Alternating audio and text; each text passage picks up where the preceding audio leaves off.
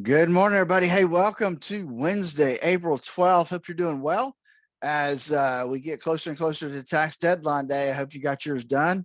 If not, you got a few days left until the 18th of April this year. So, hey, with that, let's not forget that there's so many things that we cannot control. However, you can control your retirement accounts and how much risk you have, but you need to know what that risk is and where it really lines up with you and where it should be. Give us a call, 863-382-0037 to schedule your core retirement analysis. With that, we got Dave coming up next.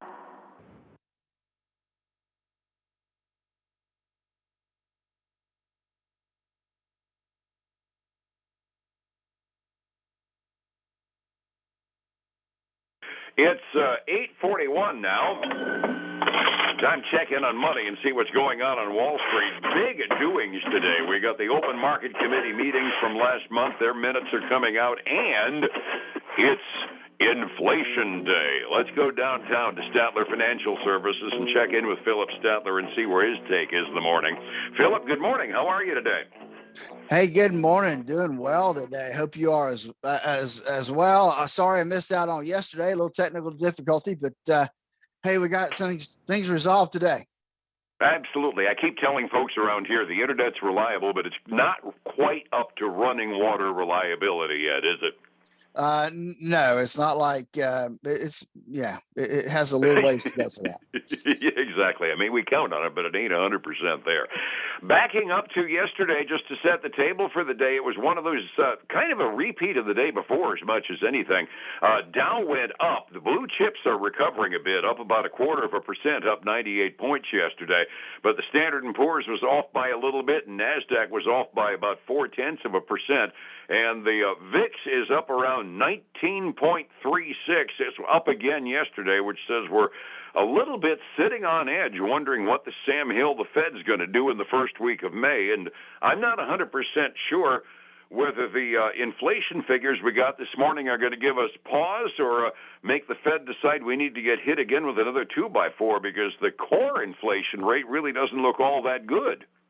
Now, the core inflation, I think, if I saw the number right, actually went up more than expected. But the overall CPI actually went down further than expected. It was 6% last time, and now they expected 5.1, but when I saw it came in at 5% even. So the overall total was dropping in the right direction. Yeah, absolutely. The headline number that you're going to hear about on the top of the NAR news all day is that consumer price index, inflation is being tamed, and we're down to 5% inflation, which is, I wouldn't say acceptable, but it's considerably better than the 9% number we had less than a year ago. The core number kind of scared me, though, because once you get the volatile stuff that goes up and down all the time, food and energy, it was up 0.4%, and it actually went up to 5.6%. And, I mean, the core is the stuff that once the price goes up, it tends not to go back down again. So I'm not overly happy with that, which is kind of why I'm saying it's a mixed bag, and I don't know for sure what the Fed's going to respond to it with. Well, it is a mixed bag. I will say this, though, that 5.6 is where the average economist felt like it would come in at. So it was not unexpected. That was the expectation, is to come in at 5.6%. Now, you're right. How's the Fed going to deal with that? That's a different story, right? Just because it came in as expected doesn't mean the Fed is going to look favorably upon that. Well, yeah, I mean, we expected poop and we got it. Good, great, I'm happy. That's kind of the nutshell summary for the doggone thing. It stinks. The other element that came in was mortgage applications. That actually is good news after a little downtick in mortgage rates over the last week. Mortgage applications went up after a 4% decline a week ago, up by 5.3%. We haven't been able to find the details to dig down on it, but your suspicion is that we had some cash-out refinances that might have increased that, right? Well, I'm thinking that that could be the case, right? People thought they could weather through, but ended up they've got more maybe credit card debt than what they thought they had. And so instead of paying that 27 to 30% interest rate, they refinance at 7, and that's a pretty good savings. Add to that, yeah, and the fact as well is, yesterday I had a headline item on while I was soloing here that consumer credit is getting harder and harder and harder to get. The banks are clamping down because, quite frankly, they don't want to take a chance on iffy loans when they've got other problems going on, like that balance of deposits versus the bonds they used to hedge. So it's getting harder to get a loan, i.e., harder to get a credit card, and a few consumers may very well be going where they've got money available in a hurry. Oh, that's true. Could very well be the case. Speaking of banks, Warren Buffett took the rubber chicken circuit yesterday, and he said something that was a little bit sit up and take notice. He said, "We aren't done with bank failures yet." He's still looking at his holdings and saying he's a little iffy on a few things, and he's got some heavy-duty stock in a couple of really big banks. So when Warren Buffett says we're not done with bank failures yet, it kind of makes people like me sit up and take notice. Well, it does. And let's remember that, banks are still dealing with what the Fed has done to them. I mean, even smart bankers doing what they should do are kind of caught in some crossfires right now because interest rates went up so fast, and by a lot. I mean, 4 times what they were a year ago, and that could put anybody on edge. And so, any bank that might be a little bit on edge, this could be enough to throw them over if deposits start to leave. Absolutely. A couple of weeks ago, I found myself going out on a limb and actually defending the birds at the Silicon Valley Bank that it's just so doggone hard to keep up with the balance as to where your notes are that you invest in as a hedge, keeping them matched up with the terms of the deposits that you got. It's a task, and there's a whole lot of banks that may still be a little bit behind the curve and find themselves with some liquidity issues if they have a substantial withdrawal list. Yeah, and I'm looking at interest rates right now, Dave, and they have made a big jump up. The 2 year had gone down below 3.7 the other day, and it's up trying to get back up to 4. It's at 3.92 right now. So we're seeing interest rates climb again.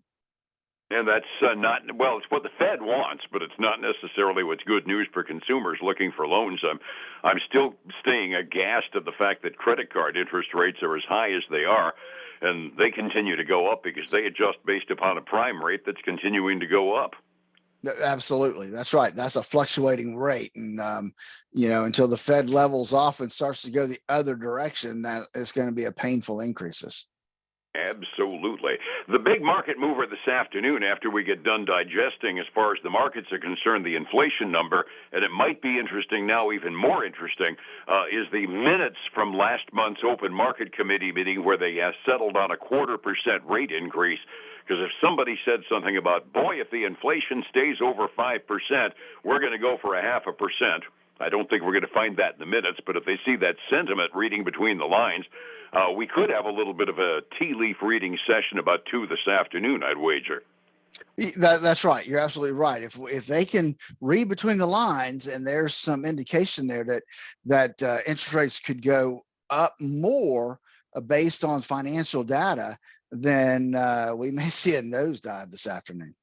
It could be interesting. Or on the other side of the fence, if they said if things continue to go down even the slightest little bit, we'll hold and we'll see a skyrocket on the charts. So I'm going to depend upon what they read between the lines at 2 p.m.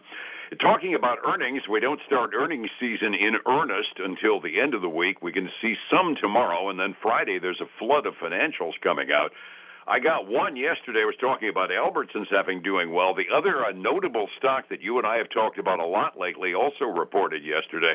CarMax, our friends that sell all kinds of cars. How did they do last quarter? Yeah, CarMax really had a good quarter in terms of earnings anyway. They came in at 100% increase compared to expected. They expected only made like 22 cents a share. They actually came in at 44 cents a share. So now they did miss on revenue slightly, not a big miss, but they did miss on revenue slightly from that standpoint. And yesterday, because this was a before the market open reading, they actually ended up yesterday 9.6%. So that was a pretty good help for them yesterday before everything got going. Let me see if I can see what they're trading at right now. I forgot to pull that up real quick here. So CarMax, wrong I place. suspect the lesson off of yesterday might very well be a function of doing what they said they were going to do, even with lower revenue, making a better profit. That's a good sign of faith in management. I would expect to see some increase again today. Any possibility? Yeah, they're up another 1.3% this morning. All right. Did they give any guidance that gave us any optimistic indications? Because guidance seems to be able to make the big difference these days. It does, but I did not see anything in the report I saw yesterday. Okay. Just making more money off of less revenue. That's a good sign for any Well, CEO's it resume. means, well, prices of used cars have gone up again. They had tailed off, but now they've gone back up again. So I think that's they're just being able to maximize their profits there on the cars. Okay, could well be. Resetting the table in the morning. We're looking at an up day on the blue chips yesterday, kind of an off day for the S&P 500 and NASDAQ. I mentioned on my ticker that I noticed at least the growth stocks kind of responded favorably to the inflation numbers. How are the futures in general doing this morning, 45 minutes early? So the Dow's dropping a little bit. I mean, it's still solid green, but it had jumped up to like the 240 earlier when the news first came out. Now it's up by about $185, which is a little over 0.5%. The S&P 500 is up 0.7. That's almost $30. And then the NASDAQ 100 up $125 right now, almost a full 1%. So some good news there. Everything's green on the other side too. Silver, man, Dave, this is hard to believe. Silver's up 2.3%. It's trying to get to $26 an ounce. It's at $25.77 an ounce right now. Wow. Yeah, and gold's up another 1% to 2,039. And then, of course, your friend black gold, the crude oil, is up 0.6 to 82.07 a barrel right now. I wonder what prompted that increase. I thought we kind of established a trading range after the Saudi and OPEC production cutback was announced, but now it's ratcheting up again, and I didn't see any news that indicated there'd be a reason for that. No, other than summer's coming, and maybe they think they can, gouge us for some more money. Gosh, would that be the motive? My tip sheet has kind of lost my international stocks, so I can't give you where the European and Asian exchanges are this morning. So we'll just go straight to the close here. Retirement is a plan that a person needs to have. If your plan feels like it's kind of going off the rails, time to get a little help. How do I find you to revise that plan, Phillip? Exactly right, Dave. And that's why you do have to do some planning. And then we developed our core retirement design for that exact reason, to help people plan out their retirement so that they have that retirement they always dreamed of. Give us a call, 863-382-0037, and then catch us the Statler Financial Radio Show this weekend, 6 a.m. and noon on Saturday, 10 a.m. Sunday morning on Highlands News Talk 730 and 95.3 FM. And you and me together again tomorrow morning, same time on Light. Phillip, you have a good day. We'll see you then. All right, man. You too. Thank you. It's 105.7 Light FM and Statler Financial Services. Phillip Statler. Hey, folks, again, I want to thank you for joining us today. We'll be back same time, same place until tomorrow. Until then, have a great day. Bye now.